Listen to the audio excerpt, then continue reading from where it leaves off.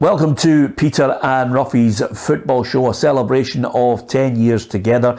We've had more than a few laughs along the way, and with your support we've been able to go throughout the whole decade with many special managers and players coming on the show. And here's to the next 10 years. We decided in this special feature to pick up with some of the special guests who've come on the show to talk about the beautiful game. We're going to start with a man who eventually became a regular pundit, but we got the Rangers legend Barry Ferguson into the studio to talk about his love of the club and, of course, that special relationship he had with not only Walter Smith but Archie Knox. It was the biggest thing when I went in at that age. Were you in awe of him? Were you scared of him? What was Walter like to deal with in the early days? I think I was more scared of Archie Knox. No surprise there. But no, listen, tough characters. Walter Smith, his record speaks for itself, top manager. Archie Knox was really tough on me. I had when you're back then, when you're an apprentice, you've got jobs. Guys are cleaning boots, sweeping changing rooms. My job was the staff room, so I had to obviously get their kit ready, make tea and toast, stuff like that for the staff. And I don't know how many times I went up the marble staircase to the kitchen and bring down tea and rounds of toast, and Archie Knox would just say, nah, that's no too much butter on that, the tea stewed, and just throw it back at me. So at times I used to walk out that staff room door and think, I can't use it in language, but I used to I'm going to throw that tea up. Oh, I would love to have, but I knew it would have happened if I threw the tea. But they done it for a reason. And obviously my youth coaches, John Brown and John McGregor, they obviously done it to see first of all if I could cope with it. And I'll not kid you on, there was at times that I went home at night on that train, underground first then train, thinking, I don't know if I can do this. I don't know if I can take anymore. But do you know what? I dug in and it made me mentally strong. Our next guest is also a former Rangers player, and one that I think most of the football community miss enormously. Ali Dawson sadly passed away, taken from us too young, but of his great career at Rangers, there were many highs, and I think when you see Ali here, you can just sense the love that he had for playing for Rangers and, of course, running out there at Ibrox. And I did ask him rather poignantly how he would like to be remembered as a Rangers player. As a player, when you look back over the career, how would you like to be remembered when people look back and say, Ali Dawson, Rangers player? I've never ever thought I've always felt I've been lucky, and now probably more in the lifestyle I've got at this moment in time, the job that I've got. I've been very, very fortunate. Worked with a number of people who have had difficulty in their life, but I just feel I've been very, very fortunate. People remember me. I've still get along to the odd game every now and again, and one or two remember and get photographs, and I think that in itself tells me something that hopefully I've had a thought or a memory in somebody's mind at the time for them to come up and at least want a photograph or an autograph, and if that continues, then I'll be a happy man. One of the best teams in the 1980s had to be Sir Alex Ferguson's side up at Pittodrie. Aberdeen were blistering domestically and, of course, in Europe as well. 3 titles under Fergie, a European Cup Winners' Cup and a Super Cup. And the one thing that you always get from any of those legendary Aberdeen players is a great story about the wind-ups with Sir Alex and the hairdryer treatment. This was a particular favourite of mine, as Mark McGee recalls more than a few bust-ups with the great man. Strangely enough, when you look back at great managers, the players, will look back at fabulous games, but the amount of players who come on the Legends programme and mention, but sometimes the relationship with the manager was feisty, funny, memorable for just unique moments that you had. Is there something that sticks in your mind with Fergie? Yeah, absolutely. I mean, him and I always had a kind of love-hate relationship, if you like, and I mean, against my old team. I mean, a great example of his man management and the sort of psychological warfare that he waged on you. We were winning, I think, at half-time 4-0, and as far as I was concerned, I had been brilliant. I came in at half-time expecting, a huge pat in the back, only to be slaughtered for being greedy, selfish, and disrespectful to my former teammates. For too many nutmegs and too much showboating. So I was hugely disappointed in that. I was very, very angry. I chucked my shirt, and Archie Knox persuaded me to go out in the second half and prove to him that, I could actually be a team player, that I could hold the ball up and lay it off without running with the ball and beating people. So I did that. I went out in the second half and did what I was asked to do. After the game, he finished his team talk, and as quick as I could get out of that dressing room, I got out of there, went up to meet my wife up in the tea room, and I was raging, so I went in, I said, come on, let's go, and they were saying, well, wait a minute, we won 4, I think it was 4-1 in the end, what's the problem? I'm saying that, idiot, and she says, well, regardless, we're going out for a Chinese with him tonight, so he'd got there before me, and said to Jacqueline, invited us out with a couple of the other players. I think it was Peter Weir and Gordon and their wives, and it just totally disarms you, So when we arrived at the Happy Valley in Aberdeen for a Chinese, he was there waiting, and when they went in, he said to me, the day I stop having to go to you is the day you need to worry, and that really was what it was all about, just keeping that, pressure on you, and not allowing you to get carried away with yourself, and just bring you back to earth a wee bit. He was brilliant in that, but the psychology was that, here we go, we're going out for a meal, and actually, as much as I'm saying what I'm saying, we do love you sort of thing, which was brilliant management. If you're talking about great teams that have achieved not only domestically in British football, but on the European stage, then Nottingham Forest has to be the ultimate story. Coming from the old second division into the first division in England and winning it at the first attempt, and then going on to win the European Cup and, would you believe it, then retaining the cup. They managed to beat Malmo and then retained it against Hamburg with Kevin Keegan in tow. They had a great side with so many fabulous players: Tony Woodcock, Viv Anderson, Peter Shelton, and their captain was John McGovern, a Scot who was so proud to be the captain of the club, and leading them with, of course, one of the most famous managers in Britain, Brian Clough. Here I caught up with John McGovern to talk about one of the most special players in that lineup. He was, of course, Scottish, and it was John Robertson. I'm smiling because, a lot of people said, he doesn't look like a footballer. I said, look, he's a little fat bugger, but he's a genius once you give him a football. And a lot of Forest fans used to say to me, I love watching John Robertson. And I said, so do I. And they said, no, but you're playing. I said, no, I love watching him as well. And he was one of these artists, and I'll call him an artist because, he had sublime talent. When people talk about great players, they love a comparison. Well, who was he like? And I said, in the modern game, he's probably like Ryan Giggs with 2 good feet. Because I've seen Ryan Giggs do everything with his left foot. I saw John Robertson do everything and more with both feet. Create goals, score goals. And his confidence on the ball was nothing short of incredible. To the point where we go to Anfield, the second leg of the European Cup final, and in front of the Kop, an hour before kick-off, when we've gone out to test the surface to see what boots we want to wear, the Kop's full, baying for our blood, and John Robertson goes up and pretends to take a penalty in front of the Kop before kick-off. And we're saying to him, I don't think you need to wind them up anymore, Robbo.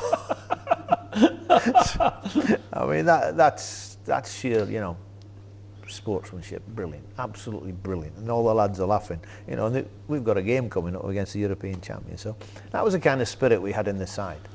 European Cup winners will always be remembered by the fans with great fondness, and none more so than Jim Craig and Bertie Auld when they came in to reminisce about the road to Lisbon in 1967. Of course, it didn't all go according to plan. After only 8 minutes, Celtic had given away a penalty, and Jim Craig was adamant it was never a spot kick. They get a penalty. You didn't think it was a penalty. Not at all. What was going through your mind? He's bursting into the box. Did you know that they were prone to that? He was, a left-footed player going down the inside right channel, so he's going to pull the ball back to go on his left foot. and I ran across his path, and he went Diabolical. down. Yeah. It was a penalty. But I tell you, Di Stefano said it wasn't a penalty. The Pope said it wasn't a penalty. But they were on your side. You So forgot enough the people said it wasn't a penalty. Yeah. Jock said to me at half time, forget about it. Come on, go on with the game. You're doing fine. And at full time he said, that was a bloody stupid. But the rest, okay, the rest of us didn't say that. Actually, you were quite nice at half time. Straight after this, it was very nice, all of you. But I thought honestly what it was just to make a game of it. Yeah. One particular guest we've had on Peter and Roughie's football show was a particular favourite of mine, my great friend John Gahagan. John, with a great sense of humour, obviously a real raconteur on the after dinner circuit, but as a footballer he was voted into Motherwell's greatest ever team, and on the occasion when we managed to coax him into the studio, he shared his memories of that special day when he was awarded a testimonial at Fir Park. You know, in your testimonial day, did you open the windows and listen to the crowd coming up there? Because it was a 2 o'clock kick-off on a Sunday at the bank holiday, May bank holiday, after the season had finished. And it was a 2 o'clock kick-off, and at the back of one, there was not a soul in the stadium. And I was getting pelters for the boys. The boys were rolling and laughing. And eventually, at Christie had been along with John Brown and boys like Billy McKinlay and Keith Wright, Stuart Rafferty, McAllister, Mauchline, these Tam Academy, they'd all came back to support the day, and I was getting dog's abuse. But Christie told me, McLean's putting you on the bench. You know? And with my psyche, I was thinking, what? And it turns out it's not true. Thank God. But people were saying it wouldn't have surprised me. But as when the comedy world kicked in, that story grew arms and legs, and actually made a story up that he did put me on the bench. And with 5 minutes left, I asked him if there was any chance of a game, and he told me no, because it was gone so well, he didn't want to mess it up. So, but unfortunately, that story ended up in the newspapers, and people took it as gospel. If you're talking about gifted footballers, it doesn't get any better than Ian Durrant. But for that horrendous injury he sustained up at Pittodrie against Aberdeen, he could have gone on to become one of the all-time great Scottish players. Even after recovering from the injury, Durrant continued to play and of course continued to show his massive talent on the Scottish stage. He does, on occasion, share some fantastic stories about his time with his teammates when they were going through that 9-in-a-row period, and of course producing some special performances in Europe. And the games against Leeds United were legendary. Rangers coming out on top on both occasions, as Ian Durrant recalls. That second game was unbelievable, because if Ibrox was silenced with Gary McAllister's goal, I mean, Hateley's absolutely stunned everybody. It's amazing, because the goalie's kicked the ball and I've won a header. So I think it's the first header I've ever won.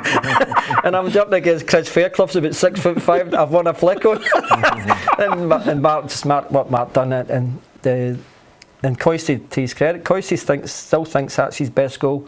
The move, the second goal against Leeds, but he's now again not known for his heading. But again, Mark Hale again drills a ball across, and Ali puts in the bottom corner. And it was celebration time. I remember it was funny that time, because we were playing Celtic on the Saturday, but we just at that time the money was coming into the game at that time in terms of now the luxury of Champions League. The gaffer says to us, right, make sure you're on the bus at 7:30. So, if you're not playing.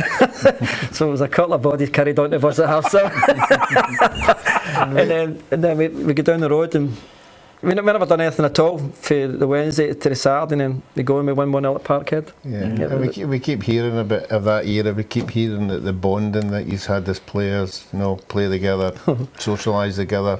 Was that a big part of it? It was, Roughie. It was everybody now. They all think now we're out every day. It's crazy. Honestly, you couldn't. It was just we had this thing. We had a wee players pool now together. And every 3 weeks we out, and the gaffer loved it. We were out and we did enjoy ourselves. But the next day we were pounding the track to get it out. Yeah. And we did great. Now the goalie, Big Richard Goff, he let his hair down now and again. he broke into a fiver a couple of times. And now you'd Coisty, Stuart McCall, he loved it. Great boy and great engines. But I think the point you make there is, boy, your teammates and yourself, you could play. I think that was the key thing about that team. Everyone could play. You might be able to party hard, but it wasn't on a regular basis, because the trophies determine that. Just before we finish, how would you like to be remembered, in your career at Rangers? I enjoyed now Swell Dog. I enjoyed myself, but just for people now, I hope they enjoyed watching us play, because now when you're associated with a club for so long, it's a special place to be in. And now every day was now another story, another giggle, and it was a special place to be at the time, and a special place to play. As I said, now I had a great grounding under Big Jock in terms of the discipline side of it and how to be a Ranger, and then with Graham Souness and Walter Smith come along, now the winning mentality instilled into me, and as I said, now it's served me for the rest of my life in terms of how to conduct yourself and have that steely determination not to take second best. There are many people that you meet along the way who become great friends, and living in Edinburgh, there was none better than my best mate John Robertson. He was the scourge of Hibs, scored 27 derby goals, and he can remember every one of them, the conditions on the day and underfoot as well, and how the actual move came about before he scored the goal. He has an unbelievable memory, Robbo, and he reflected with us in the studio the first goal and the last goal. It sticks in my mind is the last one behind me here, because you still could find your way to goal. Jim Jeffries was using you less and less, and this was just classic. Yeah, I mean, at that time, that was the 98 season, and it was obviously it was going to end up fantastically for Hearts with the first trophy win for 30 odd years, and unfortunately Hibs went down that year. But Jim Jeffries had a tough task, because when he came back to Hearts, he was tasked with rebuilding the team, and what he had to do was ultimately get rid of a lot of players who had been there a long time. Yeah. And I was fortunate. I was the last of them. We lost Craig Levine unfortunately through injury, sadness, because the quality that he possessed was incredible. But players eventually went, and the last two standing were Gary Mackay and myself. Gary went, I think, a season and a half before to Airdrie, to Alec MacDonald, and Jim was a task, and it's never going to be a popular thing. I had a similar thing in Inverness with Charlie Christie, where he was coming towards the end of his career, and you had to use him sparingly, as a word. And when we were getting promotion, I was hoping to keep Charlie, but he had a bad injury early on, and he never really recovered from that. But it was the same kind of thing, and at the time you don't see it that way. In future you see how difficult it was for Jim, and I don't hold any grudges against that in any way, but he had to, at some stage, he had to see me through to the end of my career, and what time did he release me? There was rumours the year before that the last game against Rangers could have been my last game, and I needed a goal to beat the club record, scored 2, with a very excited commentary from someone not too far away from me. But I got another season, and I was put out on loan to Dundee in the March as well. So, when I came back, I was a sub most of the games, and I kind of knew when we travelled to Easter Road, and I wasn't starting, you kind of knew the writings on the wall, because normally it's a fixture I would have expected to play in, and even in the game itself, we're 1-0 down, and Jose Katongo and Dave McPherson went on in front of me, and when big Dave McPherson goes on in front of you in a derby, I'm sorry, that's your time's up. but no, Jim had done that, and then he stopped me on with 20 minutes to go and says, right, go and do the business. And I gave him one of those indignant looks that I had from time to time, and say, yeah, don't you worry, we're 1-0 down, I'll pull you out of this one. And scored my first touch. We went on, we got a free kick right away, and Colin Cameron and Davy Weir were in the vicinity, and Davy Weir popped up and said, what are you doing? I said, I'm hitting it. And so he didn't bother going to the box, and Colin Cameron says, I fancied it, and Davy Weir just grabbed him and just you come away for this. The wee man's not going to give this to anybody else, get it away, and I hit it really well, went in the net, and we were 1-1 right away with the first touch. So that was there was a stony look towards the bench at the time. Oh, listen, you don't need to tell me. I can remember and Jim just it started well. laughing because if he wins, he wins, and I'd equalised, I'd done what they'd want me to do, going and make an impact, which was my role. They'd spoke to me about that towards the end of my career, that my role was to go on and make an impact and keep the pressure on the strikers, Stephen Adam and Jim Hamilton at the time. Unfortunately for us, Kevin Harper, I think, went on and scored a winner for Hibs which probably spelt the end of our league championship campaign that year, because we only finished 7 points behind Celtic, who went on to win it. But it was a good way to finish the derby, scoring your first, scoring your last, and one or two in between. Rangers against Celtic, we have said on many occasions, is a special match. It's a great one if you win, it's terrible if you lose, as Neil Lennon recalled when he came into the studio as our special guest. I've got to ask you about the Old Firm games, because you know that's just the ultimate test for any player. It defines your career, you know, and it's the games that everyone remembers. You know, I can remember more or less every Celtic Rangers game I played in and every Celtic Rangers game I managed in, because the build up to it is huge. The anticipation is tremendous, you know, and the desperation from both sets of fans to win the game. And then, of course, the fallout, which we've seen this week. You know, if you lose it, you're the worst team in the world, you're the worst player, worst manager. If you win, then everything in the garden's rosy. So there is no grey areas with it. I was going to say, how did you manage to control yourself? Because your passion for the club really came out in these games, for the football side and everything that went with it. Is it a difficult one for players who've never played in it? Morton was huge on discipline, you know, and he really went through you if you got sent off, you know, and he made you feel about that big and how much you let the team down. So we knew always going into those games that discipline was really important. And I actually, my first game, the one at Hampden, we won it 3-1, but the first 45 minutes was a complete blur, just the pace and the tempo of the game. And so with the game coming up on the Sunday following it at Celtic Park, then I knew I was more or less better prepared for it. And as a manager, you know, anyone will tell you, you get that gut-wrenching feeling in your stomach for a few days. You actually can only enjoy it when the game actually starts as a manager. You know, you're right into it. And again, the fallout when you win, you go, thank goodness for that. You know, that's brilliant, you know, and you just feel relieved and you just want to go home and have a cup of tea. One of the maddest guests we've had on Peter and Roughie's Football Show is a guy that we absolutely love. He holds the record for the most amount of clubs signed for. Nobody's beaten him on that, and he also is a man that we got in on more than a few occasions because he had so many crazy stories to tell us. That is, of course, the Jags legend, Chick Charnley. What was the maddest thing that you got involved in? I mean, because when I think of you, I think of I think of the Hibs goal. I think of you strutting about, picking passes that other players maybe couldn't see. As far as the thing with the samurai sword was a bit daft. No, that was madness. And when I'm looking back at that, but again, it wasn't my fault. No, I mean that wasn't definitely. There was two young guys. Somebody had been bit by a dog when we trained at Rockhill Park. Somebody bit by a dog, and then two young guys came up with two dogs after, and they started giving me verbals. And as he's come back after training, they came back 5 minutes later and one had the samurai sword and one had the knife. And I picked up a traffic cone, which wasn't the brightest. And anyway, but that was pretty crazy. And then me and John Lambie went to the police station to identify the two guys, and we couldn't identify them. And one of the police officers got me with the neck and threw me out. And Lambie says, "Leave him alone." They threw him out too. So that was pretty stupid. I've never.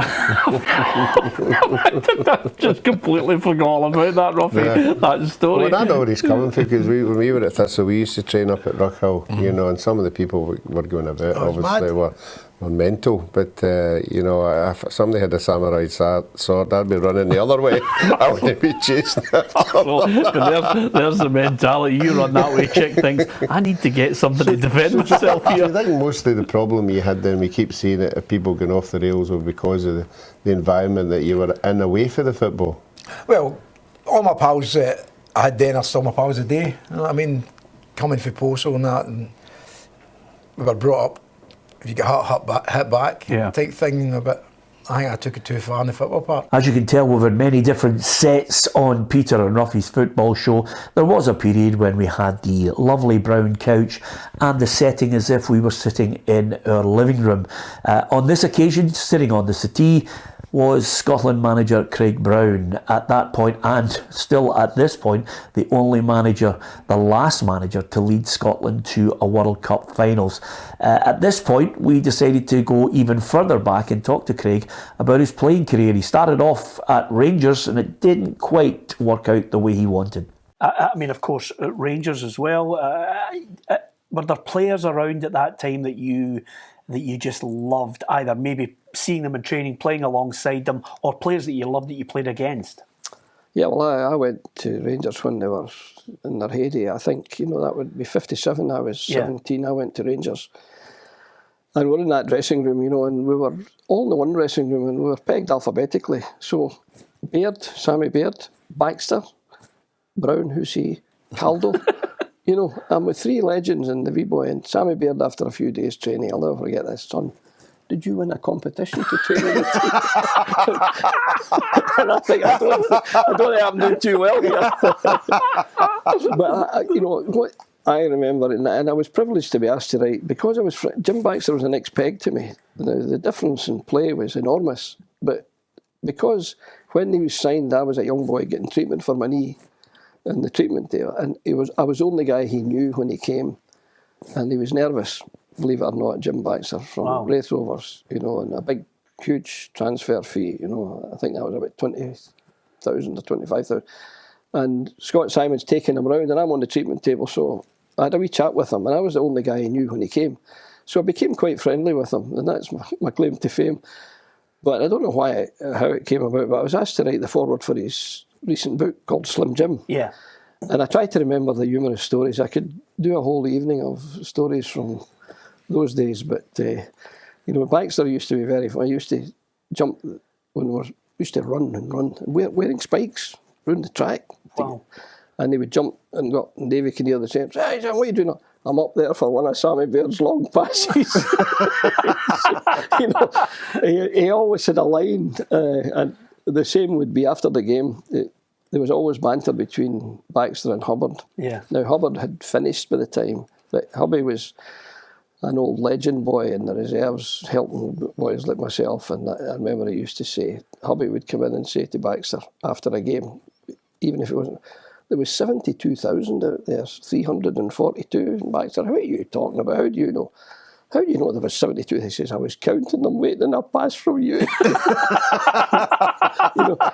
I always remember, but I think the best Ibrox story, the outside right was Willie Henderson, and the outside left was Davy Wilson. I was a young boy, I was never in the team. I never got one game for Rangers, 3 years there, never in the first team.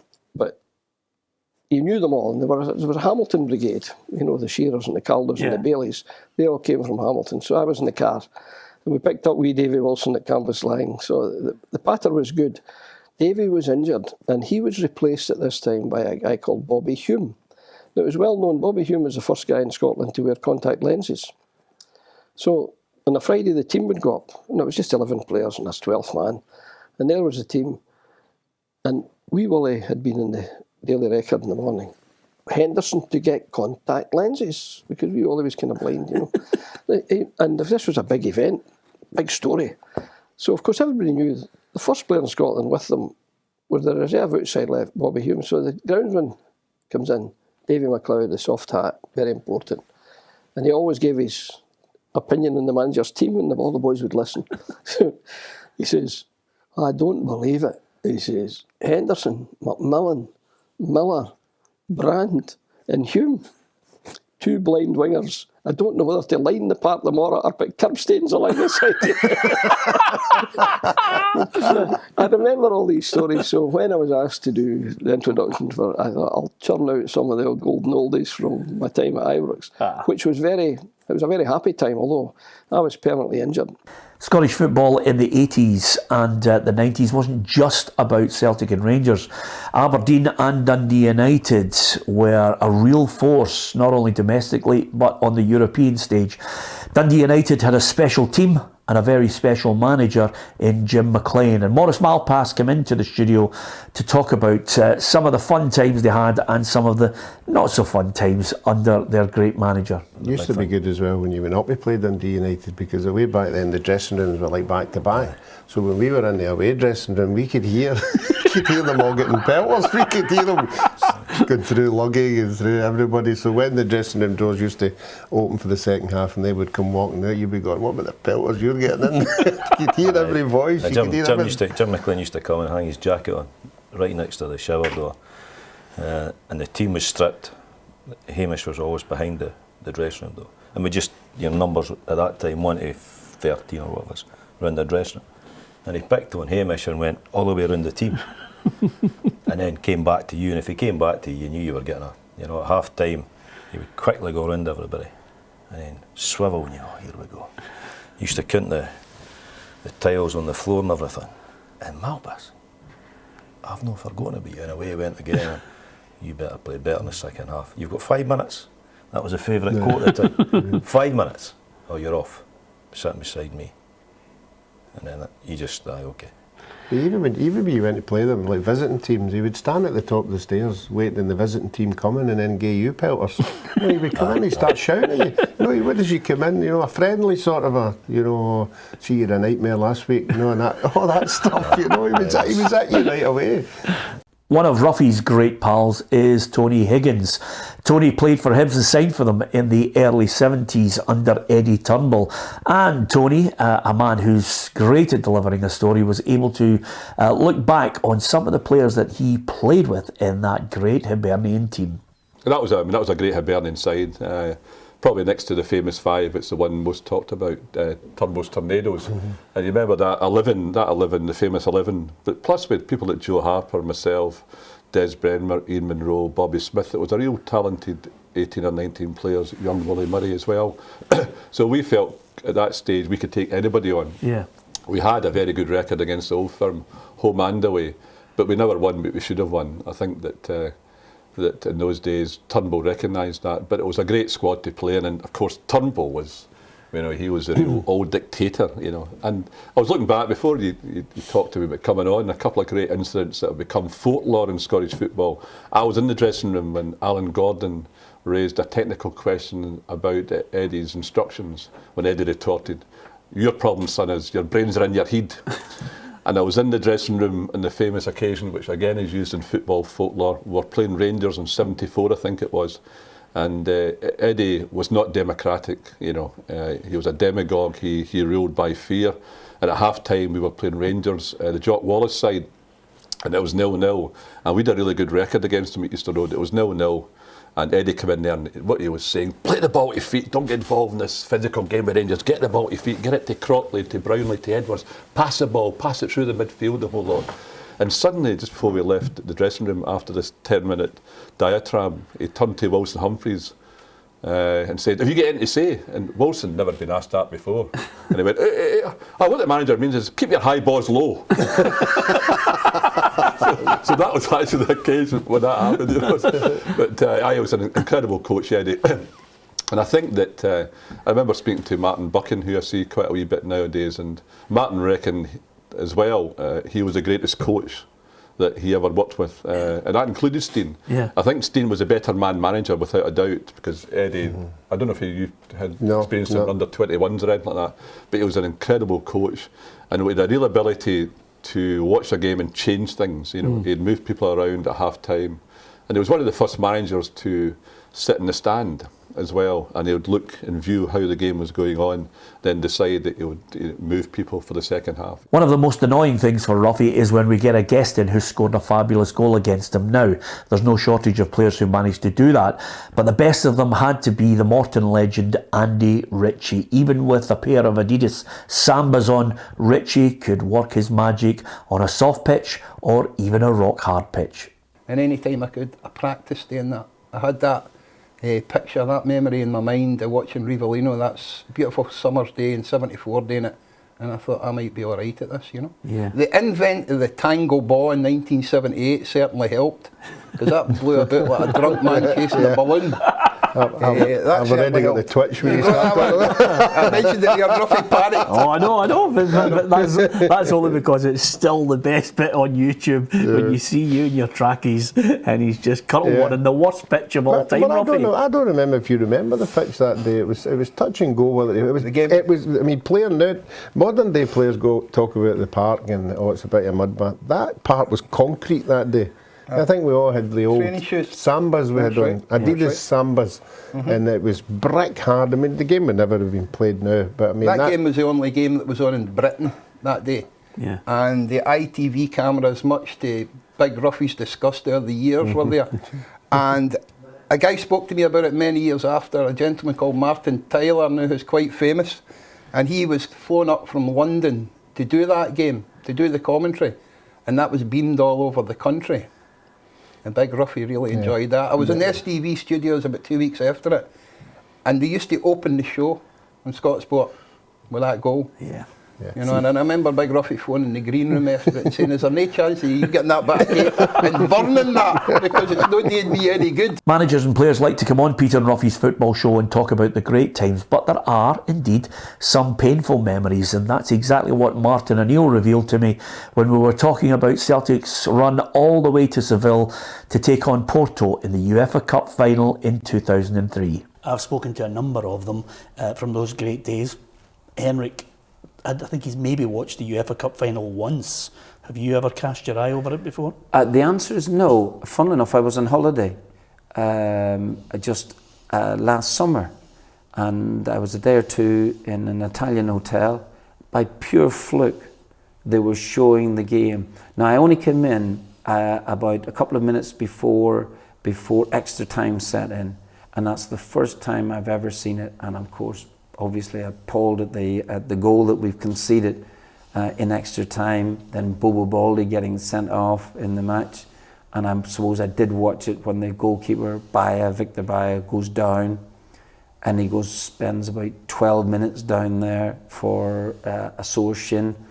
And I thought genuinely that there was going to be a helicopter come and collect him and take him to the nearest hospital in Seville for that severe injury he had, where he had at least 4 doctors looking at him when there was absolutely and utterly nothing wrong with him. And that sort of wasting of time, taking it up, just galled me more than anything else. But, you know, we got beaten in the game. Larson was fantastic in the match. And it's a game we couldn't, should have won. Is that the lowest point in your career? Yeah, that was. We had to go. We played an extra time that night on the Wednesday evening, and then we had to go Sunday. We had extra time in that match. It was in boiling conditions. The great fans that turned out, we had 70-odd thousand descend upon Seville for the game. And then we had to go to Kilmarnock and score an extra goal to what Rangers were doing at home to Dunfermline, and we had to go to Kilmarnock and better their result, and we have scored 4 away from home in Kilmarnock. We've missed a penalty as well too in the game, and Rangers beat us by 1 goal, and that was disappointing. Naturally disappointing, but we go and win the league the next season by about 20 points or something like that. And but if you're asking me disappointing moments, that moment in Seville, obviously, and the Motherwell game when we should have won about 8 and didn't do, and consequently handed the title to Rangers. But it wouldn't. Yes, it'll dull the senses and it knocks you a bit. But eventually, when I look back on it, I had a wonderful time at Celtic. And would only change the occasional moments, which I've just told you about. So there you have it, just a selection of some of the great players and managers who've come into the studios to share some memories with us on Peter and Roughie's Football Show. It's been a fabulous 10 years, and here's to the next 10 years with even more special guests to share their love of the beautiful game. I hope you've enjoyed this trip down memory lane. Don't forget to hit the subscribe button on Peter and Roughie's Football Show on PLZ Soccer's YouTube channel. There's so much unique video content, and if you download the the PLZ Soccer app. You'll get all the latest breaking football stories. From myself, Peter Martin, thanks for sharing this trip down memory lane, and we'll see you in the new year.